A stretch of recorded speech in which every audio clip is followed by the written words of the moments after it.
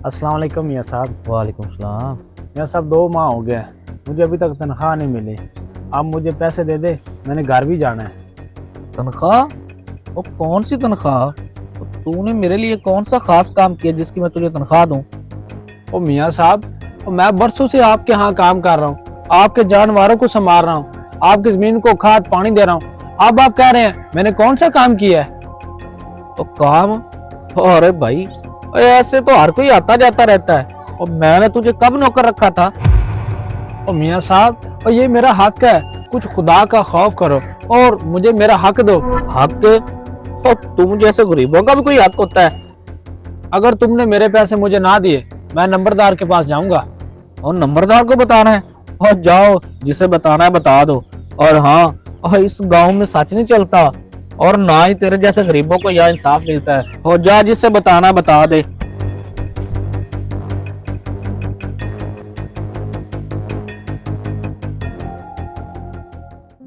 नंबरदार साहब, मैं बरसों से मियाँ दिल के यहाँ मुलाजमत कर रहा हूँ, अब ये मुझे तनख्वाह देने से इनकार कर रहे हैं। ये चल्ला ठीक है, इसको क्या पता ये सारा गाँव ही झूठ बोलता है, और गवाही भी झूठों की ही होती है। फैसला तो मेरे हक में ही होना है। क्या तुम्हारे पास कोई सबूत है कि तुम इसके मुलाजिम हो? जी जनाब, मैं इसी के पास रहता था और इसी के यहाँ मैं काम करता था।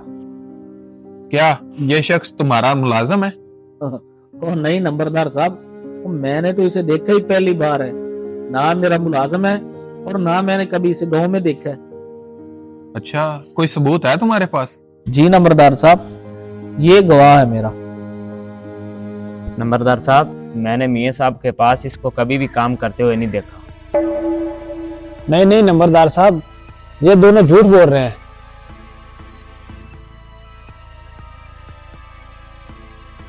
क्या तुम्हारे मालिक के पास कुत्ते हैं? जी जी हैं।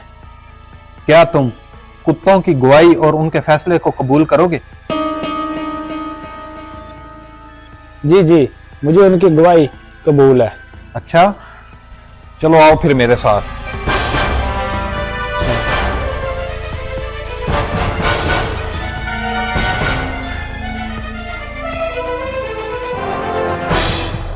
तुम इस कुत्ते के पास जाओ। अगर ये कुत्ता तुम्हें देखकर भौंका तो तुम झूठे हो। अगर ये कुत्ता तुम्हें देखकर खुश हुआ और तुम्हारे पास आया तो तुम सच्चे हो और तुम्हारा मालिक झूठा है। ठीक है। जाओ।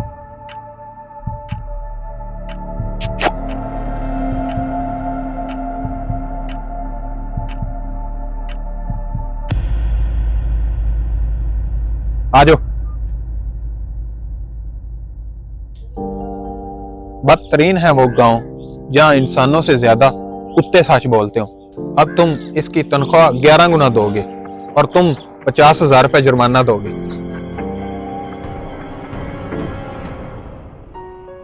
मेरे दोस्तों, झूठ और झूठी गवाही मुआशरों को तबाह कर देती है। झूठ वक्ती फ़ायदा दे सकता है, मगर उसका अंजाम ज़िल्लत है। सच कभी न कभी खुद सामने आ ही जाता है।